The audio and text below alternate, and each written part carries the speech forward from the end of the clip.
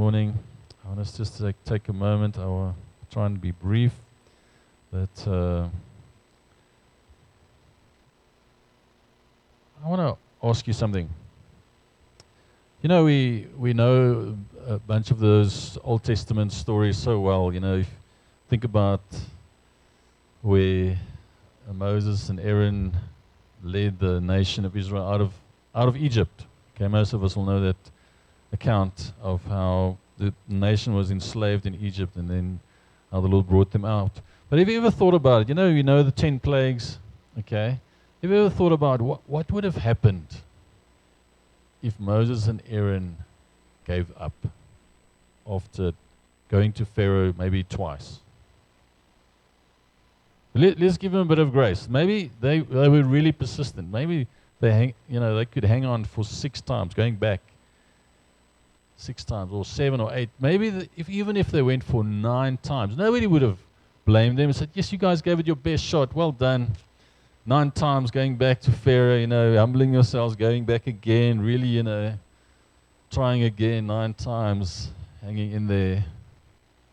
But I'm just wondering what would have happened if they just said, no, you know what, guys, this isn't working. Let's leave this. They didn't. They persisted, right? They persisted. They pressed through. Obviously, I believe if they had given up, the Lord would have raised up some other way, made another way for the nation of Israel. But they persisted. They went back 10 times. Again. Even after stuff going wrong, even after,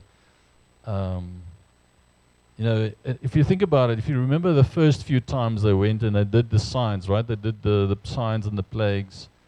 The first couple of times, the magicians and the guys that were working for Pharaoh, they duplicated the signs with their magic the first couple of times. And that must have been really discouraging as well, because now the Lord has given them these supernatural signs, and now these magicians are doing the same stuff, right? That must have been hectic.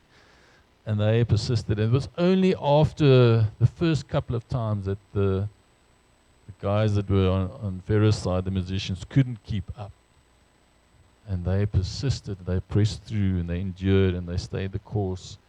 And the Lord did a great miracle by bringing the whole nation out of Egypt. Now I want to ask the same thing about Noah. Apparently Noah, some scholars say he built at least 45 years. Some reckon it could have been as long as 120 years that he spent building that thing. That's hectic, guys. Eh? Some say, most people agreed it was around 75 years. So even that, imagine him saying, no, guys, I've been building this thing so long. There's no rain coming. What's this? How is this going to work? And then if he gave up after 70 years, nobody would have blamed him. I mean, 70 years, that's a long time to put into something, right? But he didn't. He pushed through, amen? And he persisted in obedience to what God had called him to do. Then maybe a more modern example, if you've heard of William Wilberforce, the English politician who, for basically his whole life, he dedicated his life to the abolishment of slavery, trying to abolish the slave trade and slavery itself. And for more than 20 years consistently, he, in Parliament, he continued this fight and continued this walk, pressing in, continuing, and disappointment after disappointment, failure after failure, pushing through. So powerful that he had this conviction, just as Moses and Aaron did, just as Noah did. He had a conviction that came from the Lord, but what he had to do, what he had to press on with. We read in Daniel chapter 9 how Daniel fasted and prayed, seeking God's face. And then there was an angel that came and appeared to him and said to him, there was resistance in the spirit for 21 days. As he was praying and fasting, there was a spiritual opposition that resisted the angel that the Lord sent. Isn't that a powerful picture? So the Lord, immediately as Daniel started praying, the Lord sent the answer. But there was a resistance in the spirit. It meant that he had to fight. There was a war, there was a battle in the spirit for about 3 weeks before they could actually reach Daniel. So this morning we're going to look a bit at what does it mean in the spirit if we persist, if we stay the course, if we press through. Just a more practical example. Thomas Edison, who remembers him? The guy that invented the light bulb, right? He had a real light bulb moment, you know. But apparently, my children roll their eyes these days with the dad jokes, especially the old one. Anyway, it took him about 2,774 attempts, okay, before he could find a way to make that thing work. I don't know, guys. That's impressive. I don't know how many of us would have pushed through that. There's a famous quote that he said once. He said, "I've not failed 10,000 times. I've successfully found 10,000 ways that will not work." Okay. And I think one of the challenges that we have in our modern society is that often we're driven by immediate satisfaction rather than long-term rewards or long-term fruit. You know, the scrolling generation. If something is boring, you know, just carry right on. You go to the next one, all right? But we see all over Scripture, and as I was preparing, I was so encouraged because we see this all over Scripture, how God calls us to persist, how God calls us to press through, how He calls us to stay the course. How Paul writes, he says, to finish the race, to press forward. This morning I want us to look at a couple of those scriptures and just be encouraged by how God empowers us to stay the course in what He has called us to do. Amen. Let's look at Galatians chapter 6.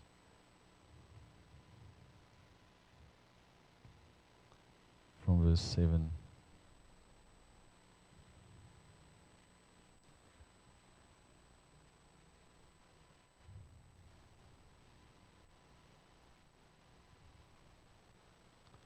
Just find it here, sorry. It says, yeah.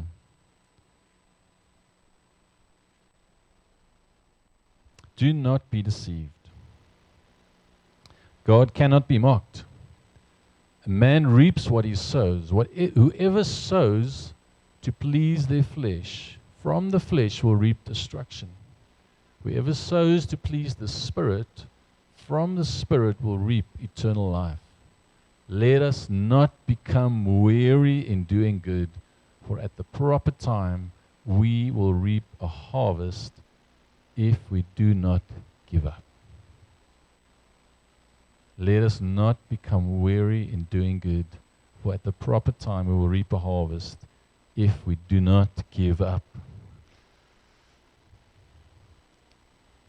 And I love the image that he uses here of a harvest and of sowing seed. As when kids were younger, we sowed they had these checkers seeds at one point. These checkers and Pick n Pay guys, they have plans every month. They're making you spend more money there. Any case, so at one point they had these seeds and they had these gardens, right? And the kids planted some of that stuff. And I remember them saying, "But where is it?" The next day, they wanted to know where's the stuff, where's the vegetable? Didn't we did put it in the ground and we did water it. So where is it? And they was like, okay, guys, this is going to take some time. And then I remember recently we have a mulberry tree that we planted a year or two ago, and recently it had its first fruit. And we were so excited because it took time, right? But now there is something there. It's not a lot, but it's there. The avo tree, I don't know if they might have given hope up on the avo tree because it's apparently takes 4 to 5 years before the avos start bearing it. So that they like, is this really an avo tree? Because there's nothing there. You know, it's been years. There's no result. But isn't that something that we need to grasp in the spirit, that there is a process that God is busy with, and there is a perseverance that is needed as we continue to sow the right thing, that we are able to have an expectation of good fruit that will come if we do not give up. Amen. And this is not a once-off. We need the small, consistent steps of obedience are needed for us to actually see the fruit of our obedience, to see the fruit of what God is doing in our lives. And how often do we look for a quick thing? We want a quick result. We want a quick quick return on our investment. But God says, keep on sowing good seed. And this is so true in any relationship. I encourage you, if you're married here this morning, or even in friendship relationships, there's power in us consistently sowing good seed in our marriages, in our relationships, into our children. You know, when Abby was about 2, she's our eldest, so shame, you know, try everything the first time on the eldest, you know. I remember she came to a point, she was vocally really good from a young age, so she spoke really well. And I thought, this is amazing. She understands what I'm saying. You know when the babies are just goo goo gaga, and it's very cute, but there's no response going on, and there's no obedience, right? And then you get to a point where you see, wow, they understand more than you think, all right? Even if they can't verbalize it. And then they come to a point where you can actually have a simple conversation with them, and your mind, your life has changed, because now this little wonder, this little miracle is actually communicating with you. Isn't that amazing? And I remember realizing, wow, she actually understands so much. She was maybe 2, 3. I thought, this is the time. I'm going to have a conversation with her around manners, you know, about saying please and thank you, and some just obviously age appropriate, just very basic. And we had a conversation. I explained to her how it works, how please and thank you work. I thought, praise the Lord, I can tick this one off, hey? I've had this conversation with my daughter, and for now, this, you know, she seems to grasp it. Praise Jesus. All the parents are laughing because it's not that simple, right? So, and I thought, wow, this is amazing. Maybe parenting isn't so hard after all. And I thought we had that chat, and I realized that I had to repeat that instruction consistently. I don't know for how many years, but now I can see the fruit. I mean, well done. So often we are like that spiritually. We think, okay, I've ticked that box, I've prayed that prayer, I've done that thing, now I can move on. I want to encourage you. I say, in our relationships, in our parenting, in the way we invest into lives around us, be in it for the long haul. Commit, say, Lord, I'm going to continue doing the good thing. I'm going to continue doing the right thing because I have a conviction this is what God has called me to do. Not because I want a short-term reward or a short-term fruit, because I know this is what God has called me to do. In our work, similarly, the short-term gain or the short-term fruit doesn't always come as quick as we want it to come. But that consistent effort, that staying faithful when nobody's looking, faithfully sowing good seed, faithfully doing what is required, faithfully being on time, that is the stuff that God rewards. And that's the good, we know if we do not give up, we will reap a harvest. Are you with me? Amen. Then quickly, let's go on to Hebrews chapter 10.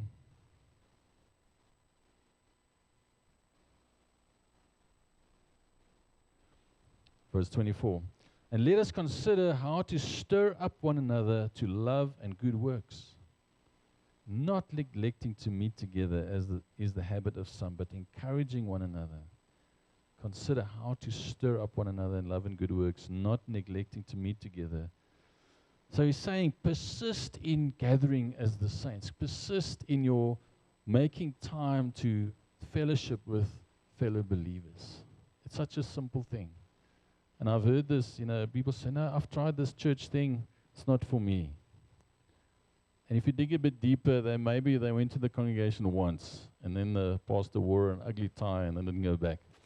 Okay, no, guys, you don't do that. But or maybe they visited a small group once and say, yeah, this small group thing, that small group is so boring, etc., etc. I want to say, guys, have you really invested here? Have you really put something in? Why, and this is what he's encouraging us. The writer to Hebrews says, do not neglect the meeting together, the gathering of the saints. He's saying there's something powerful that happens when the saints gather. There's something powerful that happens when the saints gather, continuously, persistently, hanging in there with each other. Right? In a way, our spiritual family is similar to our physical family because you don't always get to choose who you're in church with. Hey? Okay, it's like your brothers and sisters. You don't choose them. I saw this clip the other day of a dad telling his son, listen, you better speak nicely with your mom because I chose her. I didn't choose you. I had to I had to deal with you, we don't get to choose our physical family, and often we don't get to choose who's in church with us, who's in small group with us. So maybe that means that we have to be more intentional. So you know what? I'm going to make this work. I'm going to spend time. I'm going to invest in these relationships because they are meaningful and because there's a promise of a reward, this promise of good fruit if you persevere. And I believe this is such a challenge because often I see a couple coming into church and there's some struggle, maybe obviously the honeymoon phase is amazing and they settle in and there's some relationships forming and it's amazing and people start connecting. But as soon as there's a bit of iron sharpening iron, there's a bit of a challenge of, growing means we need to change and we need to challenge each other. And then as soon as there's a challenge for growth, maybe there's a challenge in terms of the way we are doing things or the way they're doing things. There's a bit of a rubbing of shoulders or, iron sharpening iron happening. Then people get uncomfortable and say, I don't want to change. And then they just disappear, go on to the next congregation. And I want to encourage us that when the writer says here, do not neglect the gathering together, the meeting together, fellowship with the saints. It means sometimes it's going to be uncomfortable. Sometimes it's going to challenge us to grow. Amen. So I want to encourage you, hang in there. Don't just get discouraged after the first meeting. Don't give up on small group if you've been there only once or twice. If you've been there 2 years and it doesn't work, then you can come to me and complain. Amen? All right. Be persistent in gathering with the saints. That's not only the only time we gather. Obviously, there are many other ways you can gather with the saints, but those are just examples. All right, let's go to Luke chapter 18. I'm not going to read the whole story, but Jesus tells the story of the persistent widow. There was an unjust and unrighteous judge, and he didn't care. He didn't have the fear of God in him. But this widow kept on going back. And she kept on asking that he would give her justice. And in the end, not because he was righteous or because he was a just judge, but just to get rid of her, he gave her justice. All right? And Jesus tells this story to the disciples to encourage them not to give up in prayer, but to persist in prayer. He says here, Luke 18, it says, and he told them a parable to the effect that they ought always to pray and not lose heart. How often do we lose heart in our prayers? How often do we pray for something? We have a conviction, you get a conviction that if anybody is able, God is able. So then we start praying for something. But how often do we lose heart? in our prayer. Maybe we get discouraged. Maybe we don't see fruit. Maybe it's been a year or two. Maybe it's been a couple of weeks, but we lose heart. And when our prayers, maybe they start losing their fervency. When Paul writes, an effective, fervent prayer of a righteous man avails much.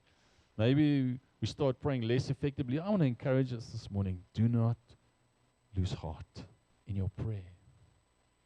Some of you have been praying for loved ones to be saved, to come to the salvation. Do not lose heart. Some of you have been, wrestling with God about something for a while. Maybe you haven't seen the fruit. Do not lose heart.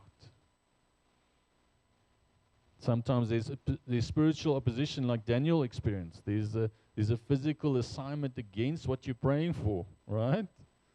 Do not lose heart. I want to encourage us. There is that verse that says we ask amiss. So yes, if you've been wrestling with God about something for a while and you haven't seen any fruit, then ask God, Lord, am I going about this the wrong way? What do you want me to pray about? That's a good prayer, guys. How would you like me to pray about this thing? Sometimes we pray and we ask amiss because we're missing the point. We're missing God's heart in our prayer. And we get frustrated. Hang in there. Persist in prayer. Don't lose heart. And what this also speaks of is our consistent pursuing of the presence of God. Consistent pursuit of who He is. Time with Him. Time with in His Word. Time in His presence.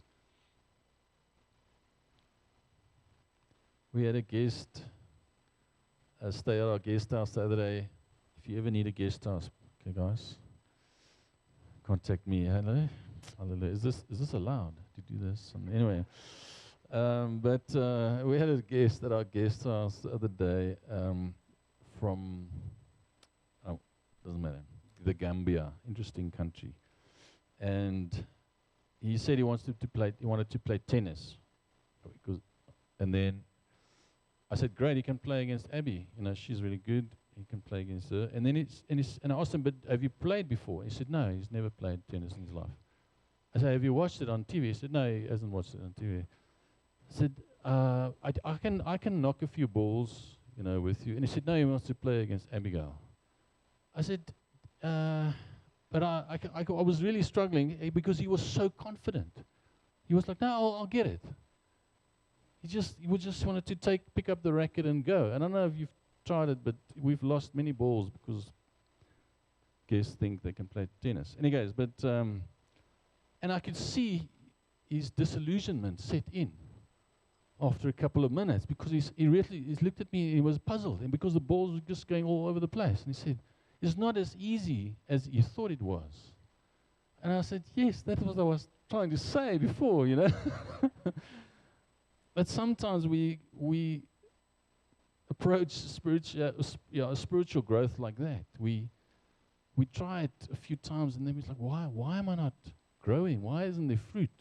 Why am I not getting this right? And I want to encourage us. Don't lose heart in our pursuit of godliness. Don't lose heart in our pursuit of God. Yes, it's going to take a process. I mean, that's why it's called fruit. Fruit takes time. Pray, continue to pray. Persist in your pursuit of God. Persist in your prayer for your children and your loved ones, your colleagues.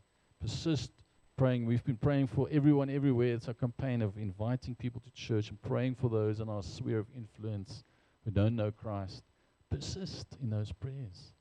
I was listening to a preacher the other day. He said he was ministering in Cambridge, and they were doing a week-long thing at ministry, and there was a coffee shop nearby. Cut the story short, and there was a lady at the coffee shop, and he was there every day buying coffee, and he would invite her, say, "Don't you want to come to the meeting tonight?" And then she would say, no, thanks, I'm not interested. And then he would just be persistent. He would say, "But come anyway." And then she'd, no, I don't really have time. And then she said, "But come anyway." And then she said, "No, I don't really believe in this stuff." And then he just said, "No, but come anyway." And then she continued to have, some reason why she couldn't come. And he just continued to say, but come anyway. And it went on for the week, and then by the end of the week, she found herself telling her mother that evening, I'm going to a Christian meeting. I don't really know why, but I'm going to this meeting. And she ended up there. She had an encounter with God. She was born again. And they ended up getting married. That's another story.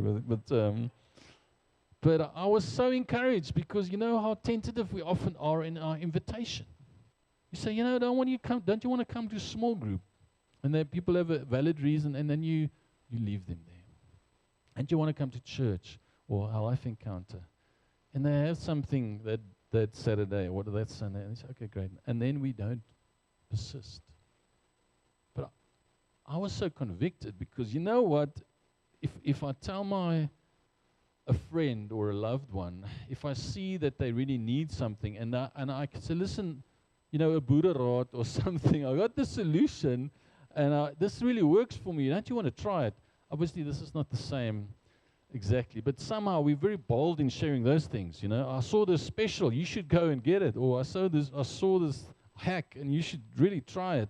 We're so bold sharing that stuff, but why don't we have that same boldness when it comes to the thing that changed our lives for eternity? Being bold in our invitation to say, you know what, I'm going to keep inviting you because I know this will change your life.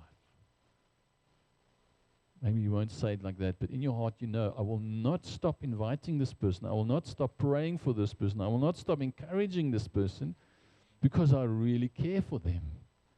And I really want them to know the salvation that I have received in Christ. Are you with me? Because I love them. And I trust that the Holy Spirit will stir our hearts with compassion to a point we will be persistent in our invitation, and we will be persistent in our reaching out because of the compassion and the love that God has poured into our hearts. Amen. James 1 verse 12. God blesses those who patiently endure testing and temptation. Afterwards, they will receive the crown of life.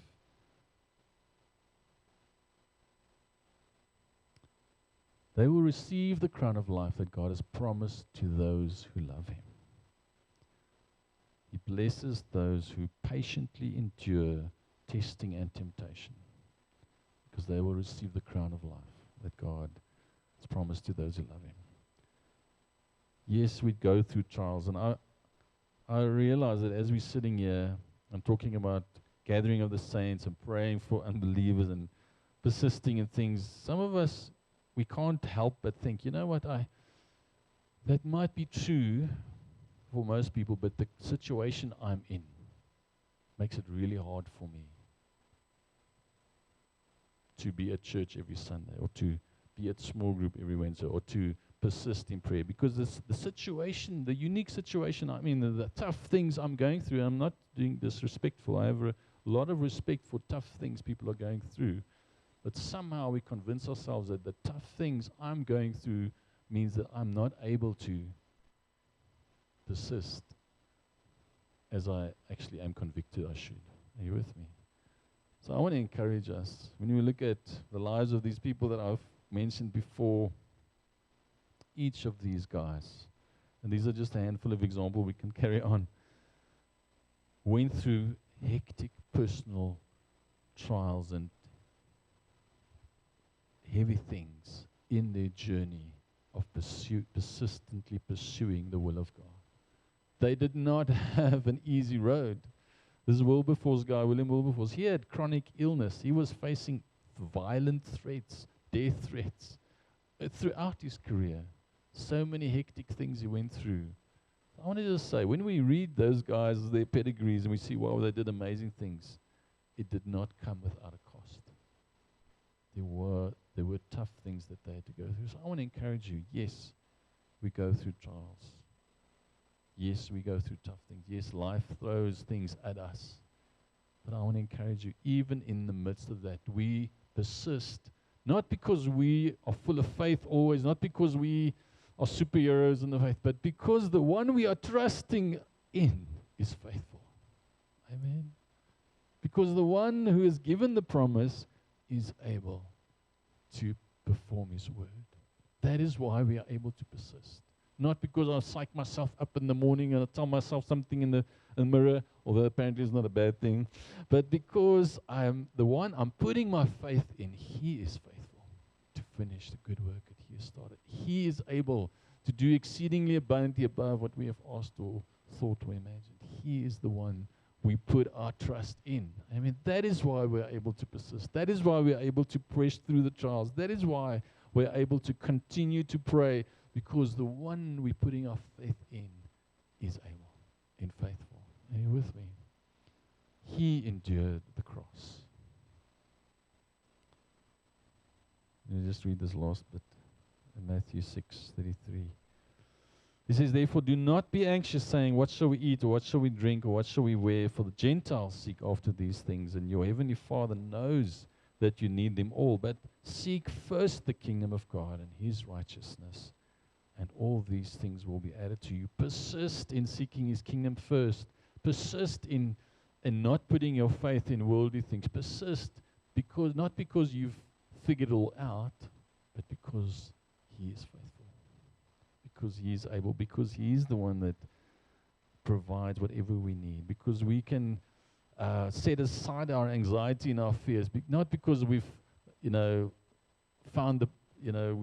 figured it out all in our minds, but because we've found the one and we are following the one that has life and that has given us life. Amen. He has endured the cross. Scripture says that for the joy that was set before him, he endured the cross, despising the shame, pressing through, so that you and I can be empowered to persist, so that you and I can be empowered to press through, so that we can be persistently faithful and obedient to what he has called us to do. I believe there are Noahs and Moses and Aarons and life changes and city changes and nation changes sitting here among us this morning. People that will put communities, turn them upside down, turn our city upside down for the kingdom and for the glory of God, if we are willing to persist in what he has called us to do. Amen. If we're willing to take the small steps of obedience every day. So you know what? I will continue because he is good and he is faithful. Let's stand this morning.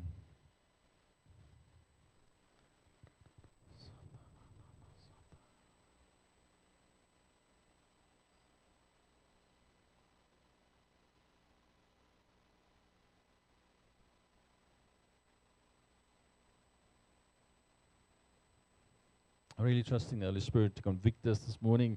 You know, sometimes we have a great time in the Lord's presence and we experience a conviction, we experience Lord giving us direction, but life happens and we find ourselves weeks or months down the line and we haven't actioned it. We haven't gone over into action. We thought about it, we prayed about it, but I'm really trusting the Holy Spirit to encourage us and to remind us of those seeds that have been planted in our hearts, that he is saying he hasn't given up on you, but you and I need to decide in our hearts, you know what, I will not give up. I've been offended in church, or maybe I've been hurt in a church environment even, or maybe at work something went wrong and things didn't work out as I thought. But I really believe that there's a grace this morning for us to open our hearts and allow the Holy Spirit to inspire us to say, you know what, Lord, I will, as Paul writes, I will press forward. I will continue. I want to finish the race. I want to continue faithfully. I want to see his kingdom come in my family, in my sphere of influence. I want to see those that I'm praying for come to salvation. I want to see my children raise up as men and women of God that will change the community that they're in, will see the kingdom come in and through their lives. I'm willing to press through the spiritual opposition. I'm willing to receive grace from the Lord daily to persist in what He has set before me. Let's close our eyes this morning. Hallelujah. Father, I thank you, Lord, for your presence here. Thank you, Lord Jesus, that you persisted and you endured and you stayed the course when it mattered most. Thank you, Lord, that you gave your Son in our place, Lord. And because Jesus endured the cross, despising the shame, because he pressed through and he won that victory so that we can have life and life in abundance, so that we can have relationship with the Father. Thank you, Lord, that you know every heart here in this place, and thank you that you know where each one of us are at. I thank you, Lord, that you reach out to each one right now. Thank you for your conviction by your Spirit. Well, Lord, we are convicted again, Lord, that we are as close to you, Lord, as we choose to be. And I pray, Holy Spirit, this morning for a stirring in our hearts of a hunger and a thirst for more of you, Lord. A hunger and a thirst to say, Lord, I will persist. Even if I don't see the fruit immediately, even if I don't have an instant gratification, I will persist because I know you are faithful. Because I know you are able to perform your word, and there will be good fruit for your glory. Thank you, Lord. As every eye is closed, if you're here this morning and you're not sure that you have a relationship with God, or maybe you right now, you know that you're far from Him and you need to make right with Him. Maybe you were in a better space in the past, but right now you know you're not right with God and you want to make right with Him. You want to call on His name. You want to draw near to the Father again. I would love to pray with you this morning. Even if this is your first time in a church environment and you've never taken the step of calling on the name of the Lord to be saved, you never received the gift of salvation, that this morning I believe the Father is calling you to Himself. To repent, to confess your sin, to turn away from your sin, and to receive the eternal life that He has bought for you and me.